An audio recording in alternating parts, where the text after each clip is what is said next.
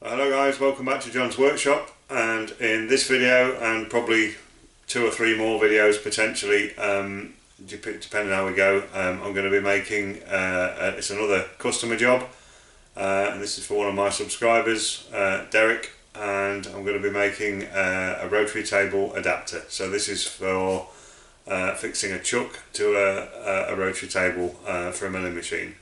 So Derek's sent me a drawing through and some material, so we'll focus up on the monitor in a moment, and I'll walk you through what we're going to be making.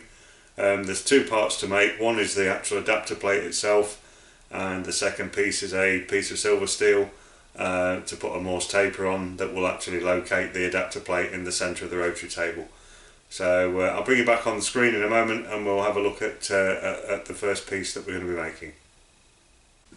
Okay guys, you can see there, hopefully the drawing that's showing up okay. So this is the first CAD drawing that I've had, the proper first CAD drawing I've had on the Command and Control Centre screen. Shame it's not mine. Anyway, that's another story. So you can see here, this is the adapter plate. It's got a central bore which will locate on the pin, which is the second piece that we're going to make. It's got 4 holes for holding it down to the rotary table, and 3 holes that will bolt through from the chuck to locate the chuck. There's a register that will fit in the back of the chuck, turned on one side of it, and it's to be made from mild steel. And Derek's sent me through a lump of mild steel, so this is 150mm diameter, and sort of varying thickness, 2 or 3mm, sort of varying around the perimeter of this because it's saw cut on both sides. So that's what we're going to be making first. So I'll bring you back when we're getting that set up in the lathe. Interesting to note, you'll see there's 4 cutouts, and they're just for weight reduction. I have, and I mentioned it in my recent Blether video, I have purchased a rotary table. That's I was fortunate enough, the bid that I had on that, I won it. So I'm waiting for that to be delivered at the moment, and hopefully if that gets here on time and it's fit for purpose, it does need some TLC when it arrives, but if it's fit for purpose, we should be able to set this up on the milling machine and do some of this, the cutout work, hopefully using the rotary table, which I'm really looking forward to, because that's a bit of something totally different from standard, regular sort of block milling. So we'll keep you up to speed with that as we go. I'll show you the rotary table when it arrives, as part of one of these videos, probably when we're setting up on the mill to put the holes in or whatever. So we'll get on now, we'll get the lathe set up, and I'll bring you back when we're putting this in the chuck and starting to make this first piece. Alright guys, I've thrown my 4-jaw chuck on for this, just because I'm not going to be gripping on very much. The OD that I need to turn needs to be about 18mm thick. So I've not done any setup with this. I've just got the jaws somewhere near, and I've just been measuring them with a rule to get them somewhere near where they need to be. I've dropped the part in, and I've picked what looks to be, I've used a square over the part, and I've picked the face, the sawn face that looks to be the flattest, which is this one, and I've put that to the front, and basically I've just been setting, so I've got about 21 and a half, 20 3/4 ish, 21 across the 4 jaws in terms of stick out. So I know that front face is running fairly well. I've not done anything with the diameter yet, so you can see that's bouncing up and down a little bit. So we're just going to get that clocked in now. So I'm going to bring my new Carriage Stop into play. We'll just give that a nip, and I'll come get a clock.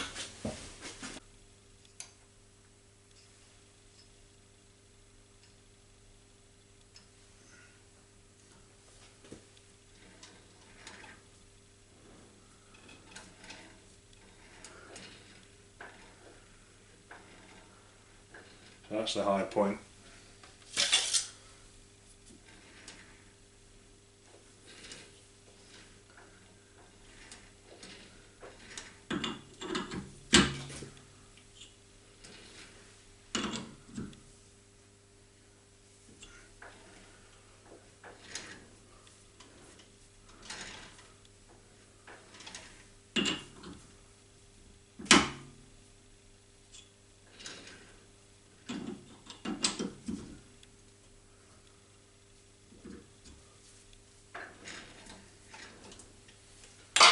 bit more weight on the clock.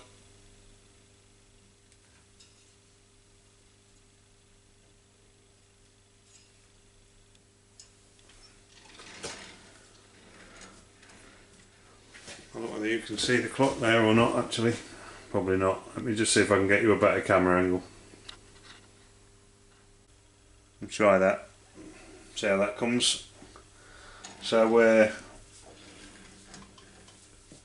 1.5 turns there, so it's 25 thou probably. So that's my high point.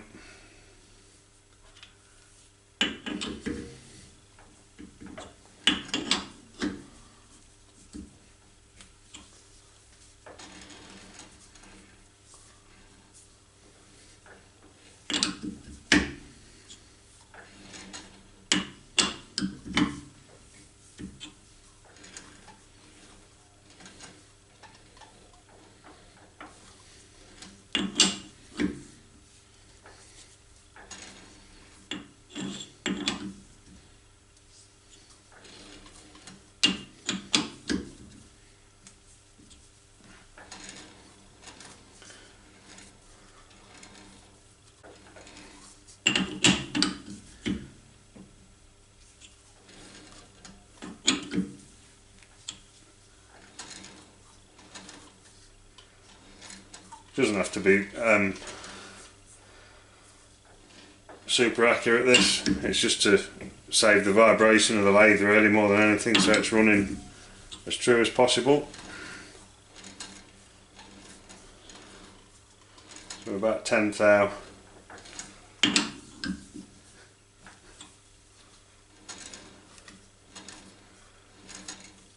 So within, it's not thous at all, it's a metric clock. So 0.01 per division, so yeah, that's within about 1.5 thou, which is pretty good. I don't think it needs to be any more accurate than that really. So I'm just going to check this stick out again now. So we're 22, 21.5, 21.5, so that's pretty good. I think we'll nip that up at that, and we'll start taking a few cuts on it.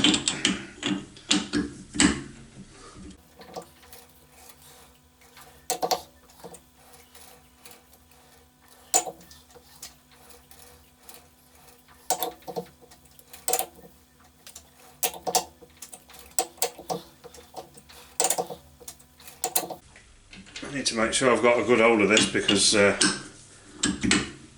we're not holding on much at all here really.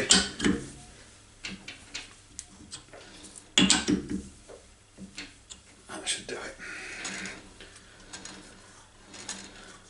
So that's within about 3 thou, which for what we're doing here is plenty good enough. There's 10mm to come off this OD, so that should do. So first job here is to face this up, and I'm not going to go nuts with this because like I said, I'm not holding on a massive amount, and that's another reason that I stuck it in the 4 jaw rather than the 3 jaw, because I knew I was going to be holding on a small amount. And I'm going to use the 45-degree tool for facing this so that it's got more of a better cutting action than a CNMG insert, which is a bit... They're okay for facing CNMGs, but they're not the best. They're more better for turning. So what we'll do is we'll use the new depth stop, and then we'll put the cut on with the compound slide.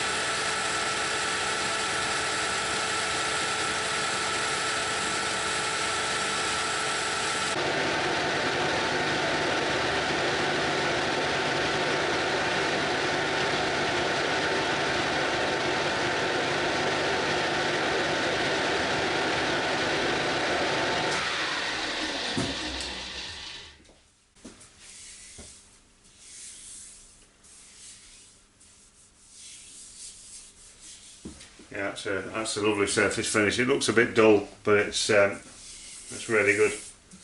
That's the main. That's going to end up becoming the location face that goes down onto the rotary table, which is the datum face A on the drawing. So yeah, that's good. So we'll get set up now for turning the OD. I need to take 10mm off the diameter to get down to 140. So we'll set a turning tool up for that, and I'll bring you back when we're turning that down. Right guys, we're going to turn the OD of this now up to the front of the jaws. So this is the first proper use of the carriage stop, and I'll just show you why that's so important on this particular job. Hopefully you can see there the clearance I've got off the jaw. I need to be right up, working right up, so I've got probably about 20 thou clearance off the front face of the jaws there, up against the stop. So we're tight up to it, and that should just give me enough.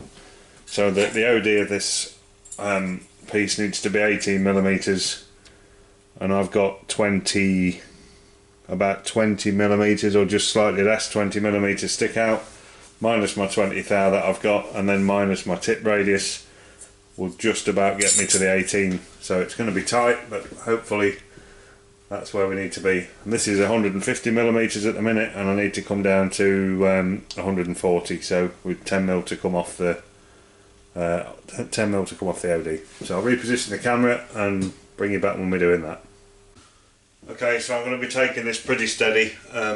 As before, I'm only gripping on sort of 2 or 3mm on each jaw, so I'm not going to get really stuck into this. I don't want it to move. This is the datum face A at the back of the part, and I want to make sure that it doesn't move while I'm turning this. So we'll probably take, you know, 1/2 mil depths of cut, something like that. So we're taking 1mm off on each pass, and 10 short passes will get us down to size.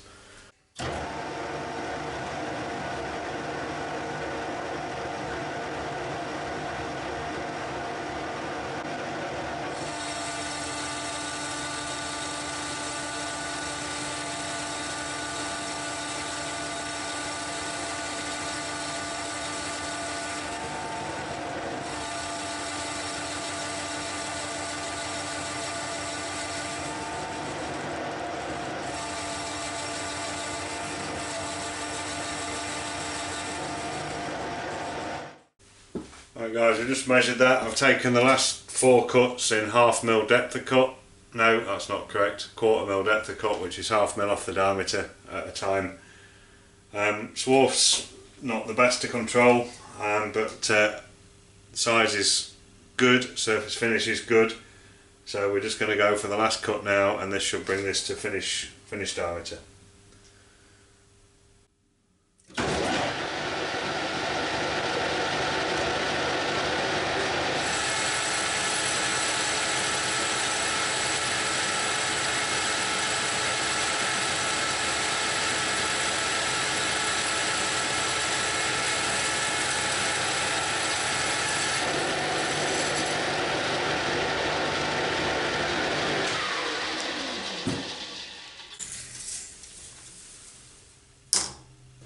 Just double check that now, that should be us on 140.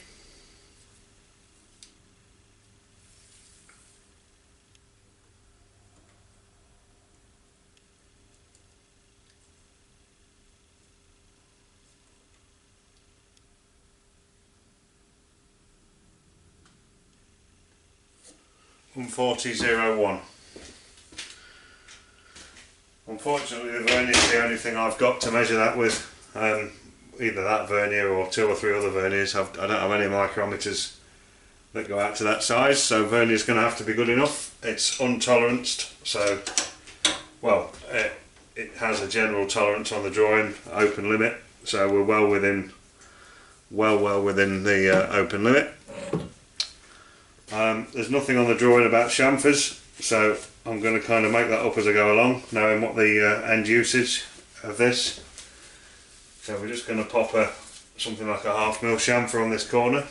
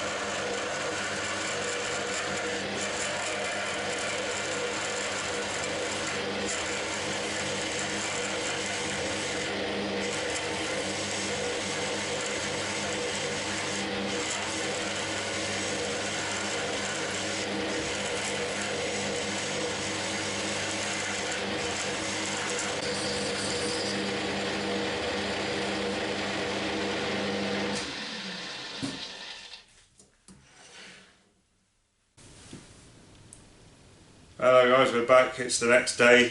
I'll just show you some of my damp problems in a minute on the lathe, and just the sheer frustration of this workshop. I'll point that out in a moment. But just before we start, you'll have probably seen some different attire. You've probably seen me wearing similar colour to this trousers. They're from Lidl. They're really good. They make you look like a parcel delivery man, but they're hard wearing, good trousers. I saw these in Lidl, and I thought I'll get them for the winter, just a bit more protection, and plenty of pockets and things like that. And I thought, well, I've spotted a bit of a sort of an idea, so I'm just going to try that now and see how we get on. So just bear with me. But this pocket on the front here, I think, could come in very handy. So we'll just try this out. This is for when you're machining, and I think that'll just sit in there nicely. And then what I got was one of these that we can just drop in there, and then see when you're machining, it's kind of quite out of the way. It's not getting in the way of the handles or anything, but it's dead handy. Just the job. You don't have to get dirty hands on the glass or anything like that. So what do you think? Is that a good idea? We'll probably not do that. It's a bit of fun, but probably not the best idea. Right, I'll just move the camera and show you this, what I have to contend with in this garage. So since last night, it's been raining constantly, as it does up here. If you can see my floor there, this whole first section of floor is just mopping wet through, and it always is. So the moisture's coming up from under the slab. There's no damp proof underneath the concrete, and what that results in, and if I point you at the lathe now, so last night, when I finished machining on this project, I tidied everything up, and you know, I deliberately oiled the chuck and the part because I knew it was going to be raining. But you can see all the slideways, and the part itself in the chuck is just milky white, and that's because of the oil layer that I put on it and the moisture. And this is what it's like on a constant daily basis at the moment.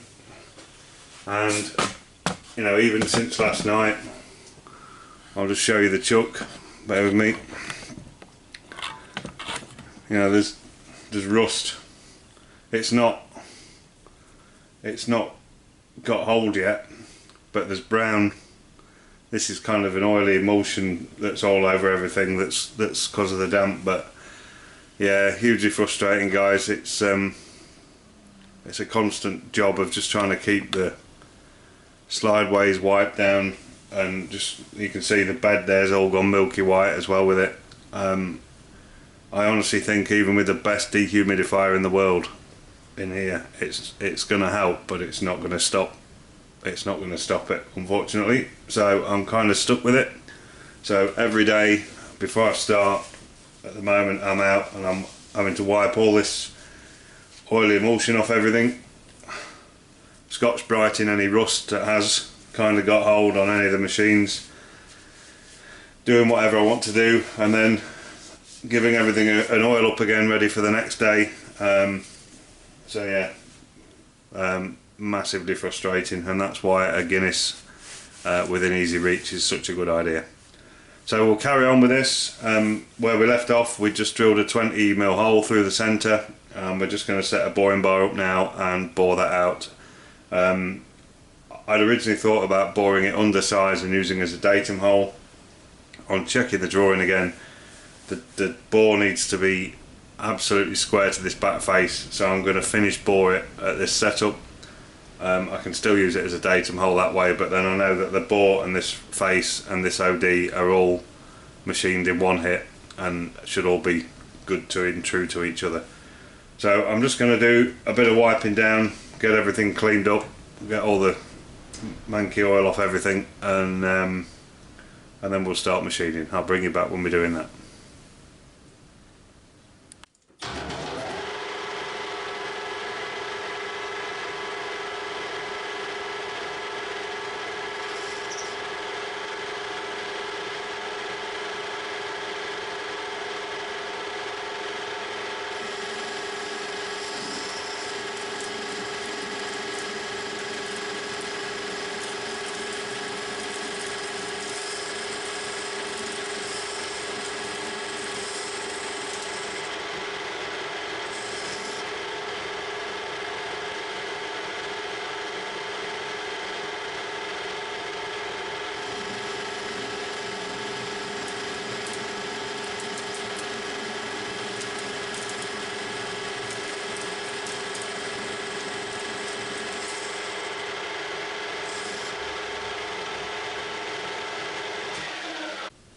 Right guys, I've switched boring bars over to a slightly different boring bar, and we're getting near size now, so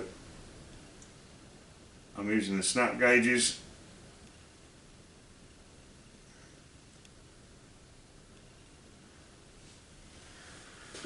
And a micrometer. So trying to do this and get it all on camera.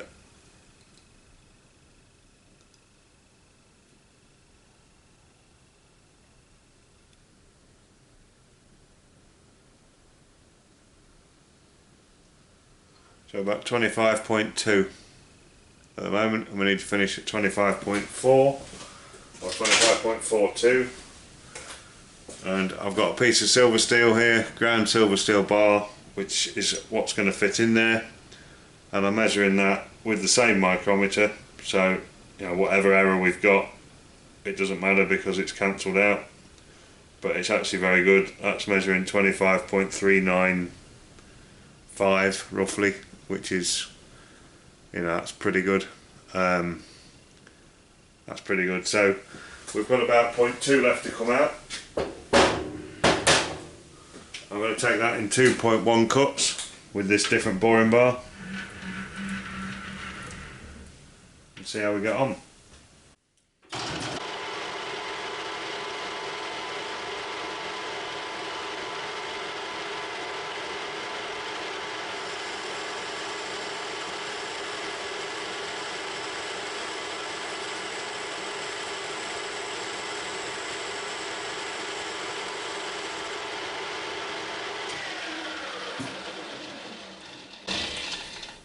You can see how tight I'm working up against the part with the,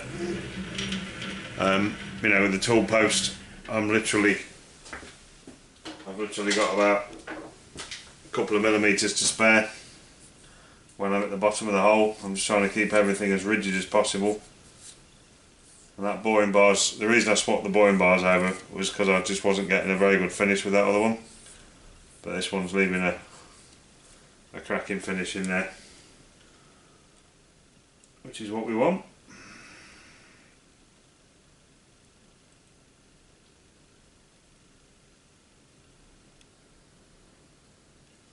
So we should be on about 25.3 there now, all things being equal.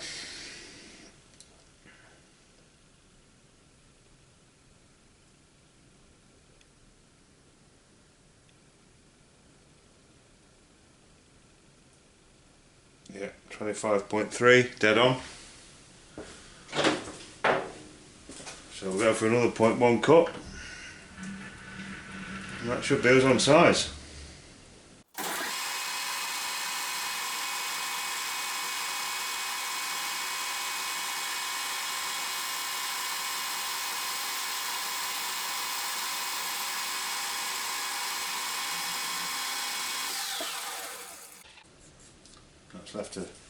That's left a really nice finish in there, so hopefully, with a bit of luck,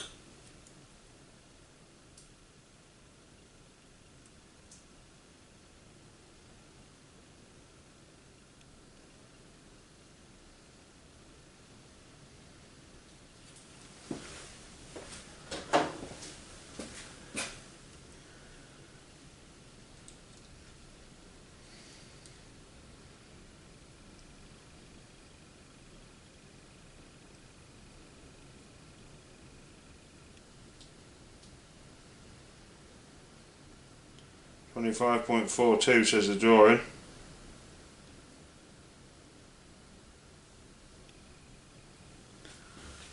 Not going to show.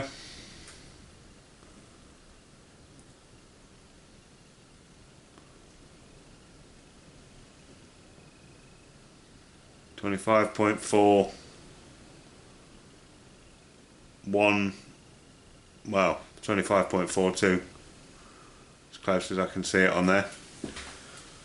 So, according to the measurements, we're right. So does this bit of silver steel fit? Could really do with it. Alright, it's got a chamfer on this end, that'll do.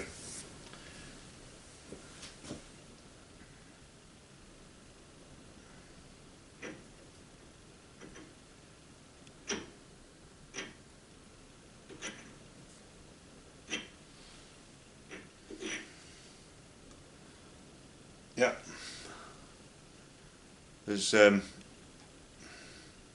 no play in that at all. That's just a lovely sliding fit.